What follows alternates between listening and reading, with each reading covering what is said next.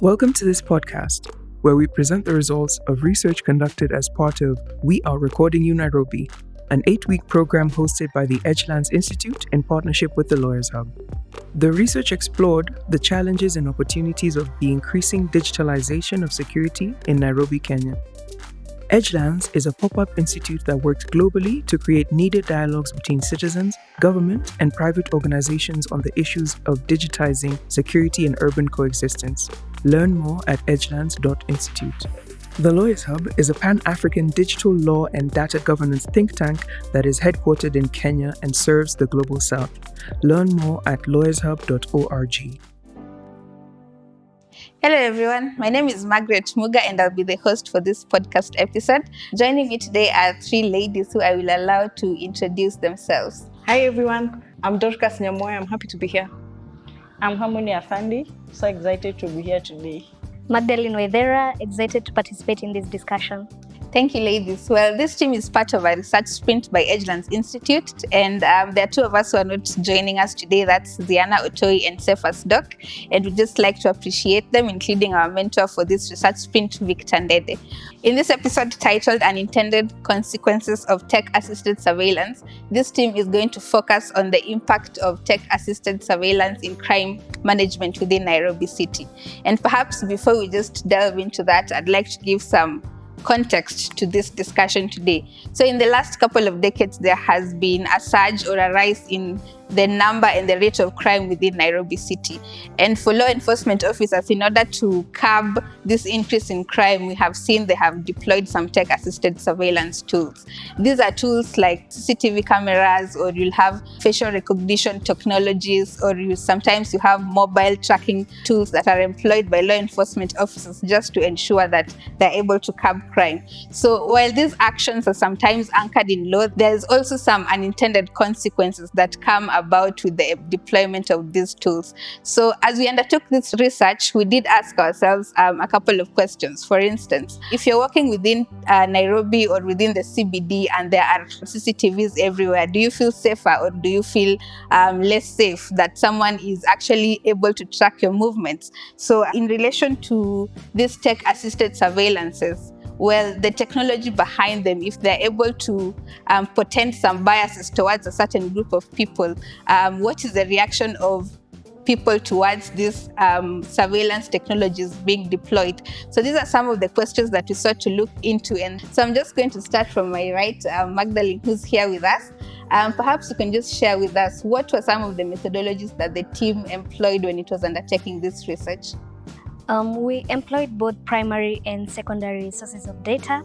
We deployed a perception survey to residents of Nairobi to understand how they feel about safety within the city. We also conducted desktop research with literature review and had interviews with the key stakeholders in the crime management scene. The perception survey that you just mentioned to us that you undertook, please tell us more about it. What did it entail? So in the perception survey, what we were looking at, we wanted to understand how citizens of Nairobi perceive the presence of tech-assisted surveillance, and to also understand how different demographics perceive issues of security. And in our survey, we had 62% of our respondents being female and 37% being male, which is interesting considering how different genders perceive issues of security. What's also interesting is the fact that when we look at reports from the National Police Service, we find that men are the majority of the victims for crimes that happen in Nairobi. And we also find that women, when they are victims, they are mostly concerned with things to do with gender-based violence. Yeah, so from what you guys I'm saying today is that security is also a gender issue for most people within Nairobi County. Certainly, and aside from it being a gendered issue, we see it being a social issue because a lot of our respondents, in terms of telling us where they felt safe or least safe, the CBD and low-income areas were being mentioned a lot as people having a general sense of unsafety in comparison with high-income areas. Thank you. Those are interesting perspectives. Well, generally from the survey that you conducted, that perception survey and the responses you got, what could you say is the general outcome of that survey, and what are some of the thematic or concerns that arose from that survey? The first one is a lot of people said that they felt a sense of security and accountability just knowing that there's no tech-assisted surveillance within the localities where they are.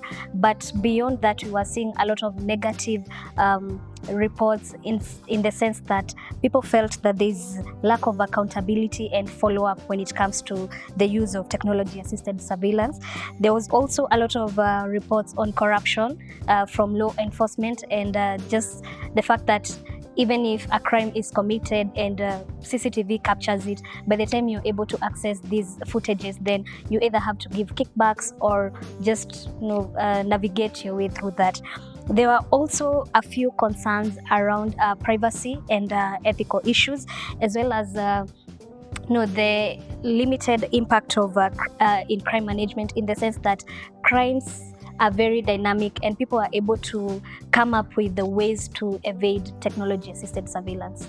You mentioned lack of accountability. Would that be lack of accountability from the government? Yes, it's more of lack of accountability from the state and them not being able to actually protect the citizen, as well as the fact that tech actually comes in handy after the fact and not as a preventive measure. Wow. Thank you, Magdaline, for that.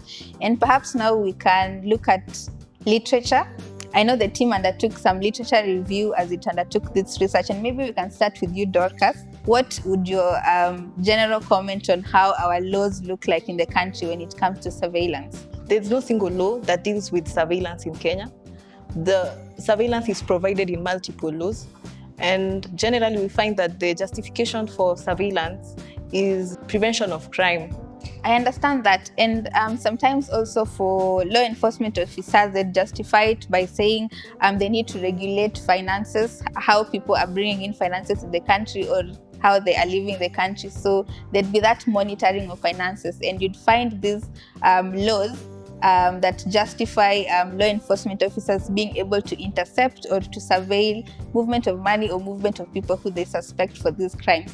But with the existence of these pieces of laws to govern surveillance in so many acts within the country, is there a problem? Do you think there would be a problem on how now law enforcement officers are implementing tech-assisted surveillance? The main challenge is that these laws, because they are not specific, they provide broad terms. They also don't provide a framework for oversight, framework that provides checks and balances and rules that are to be followed by the government. And the only provision we can find where the laws are trying to protect the citizens is in the Kenyan Communication Act, where it makes it illegal for telecommunication companies to intercept private communications by citizens. And without any authorization. Yeah, that's true. Thanks for that, Dorcas. And perhaps now we can move to the statistics from the various reports that the team had a look at on what are the reports on from crime agents, either crime agencies or societies that are focused on reporting on crime within the country. How does the statistic look like with this deployment of tech-assisted surveillance? Is there a surge or is there a reduction in crime? So what are the statistics out there? We find that despite deployment of technology-assisted surveillance, crime is on the rise. And what is funny is that when you look at the project where the surveillance is targeting like the CBD and the specific roads, it's the hotspot of crime in Nairobi CBD. And it just shows that despite the surveillance cameras being in place, crime continue to happen in those areas. I'm quite sure every Nairobian has a testimony on what has happened to them in CBD with regards to an experience on either mugging or just someone interfering with their privacy or them losing something within the CBD. Yet that's the place that has the most number of CCTVs within Nairobi County. Yeah. And I think in addition to that, we also see a lot of issues around production of evidence, in our courts. The judiciary's uptake of digital space is still wanting in some aspects. Thanks for that, ladies. I think now we can move to the interviews that were conducted. I understand the team also undertook some interviews. So we'll go to Harmony. Perhaps, Harmony, you can share with us the experiences of the team with regards to the interviews. Just tell us where the interviews were undertaken and what were the outcome of those interviews. So I undertook 2 interviews, one at Nairobi Central Police Station, right in the CBD, and one at the County Inspectorate. So for both, I noticed that they feel like surveillance has been of great impact on their duties around patrolling the CBD, the city in general. They feel that at the moment they've been able to watch like a larger area from, say, their offices, since they have that surveillance with them. Then they also feel like they're able to detect where to deploy more patrol and where to maybe just be lenient or something. Then I noticed that they both complained of technology being too dynamic. So they need more training for them to maybe catch up or move with speed due to the rising crimes. Then we also know that criminals are not also fools. They keep changing their tactics. So when you think that you've curbed it by putting surveillance, they move to another tactic which might find you off guard if you're not prepared. Which means that, law enforcement has to be thinking like criminals and not like law enforcement. Yeah, exactly. Maybe just to throw this to all of us in Harmony. I know the police might be coming from a point of, this is my job, I need to surveil. If there's a crime that's happening, we need to be on point and be able to, even prevent this before it happens. So they'll say, this is why we are justifying surveillance. But do you think among our law enforcement officers, they're able to understand that these rights that these individuals have in the Constitution, and particularly the right to privacy? And then there's this job that I need to do that is implementing this surveillance. Do they understand the balance between these two, or to them it's just this is the government is doing this and this is our work and that's it? According to me, they do not really understand the need to protect the citizens' rights even as they survey them. So that's why now in our recommendations we propose that they get educated so that they know that as much as we are using surveillance on our residents, we need to protect their rights, especially their privacy. What's interesting is the fact that while they're complaining that surveillance is effective, we find instances of police themselves intentionally switching off the surveillance cameras. Yet they're saying it's effective, and citizens are complaining that crime management is not effective. Or even if you as a citizen go to, say a crime has been committed and you are sure where it happened, there was a CCTV somewhere, and now you want to access it. But then for most people, they'd say even accessing that CCTV itself, sometimes it's even destroyed before you can get access to it. Yeah. And the other challenge is that we have no jurisdiction in place for how long we are supposed to retain the CCTV footage, and the cameras have a downtime. Yeah. I agree with all of you. So I think Kenya still has some strides to make with regards to how it's implementing these tech-assisted surveillances. So just as we come now to a close, I'll just give each of you 1 minute. I'll go around and then just tell us what's your take-home from this sprint. What's the one take-home that you'd like to share with us, and what do you want to see in the future when it comes to this implementation by the government of tech-assisted surveillance? It was indeed a sprint. We ran around a lot, but I think my key takeaway would be that security management goes beyond tech-assisted surveillance. As it stands right now, we are throwing digital solutions to every problem without necessarily assessing the systematic challenges that go with them. We cannot militarize our way out of poverty or social issues. And so my call for action would be there's need for collaborative efforts between law enforcement, criminologists, human rights activists, data governance, to just be able to come up with systems and regulations that actually hold the citizens' rights as a priority. Yeah, true. And even including collaboration between the private sector and the government, because some of these tech-assisted surveillance tools are actually run by the private sector themselves. So there even needs to be regulation on that if we are going to take into account the guarantee of an individual's right to privacy. Yeah, thanks, Magdaline. Let's move to Harmony. Oh yes, it's been a great journey. The 8 weeks have been exciting.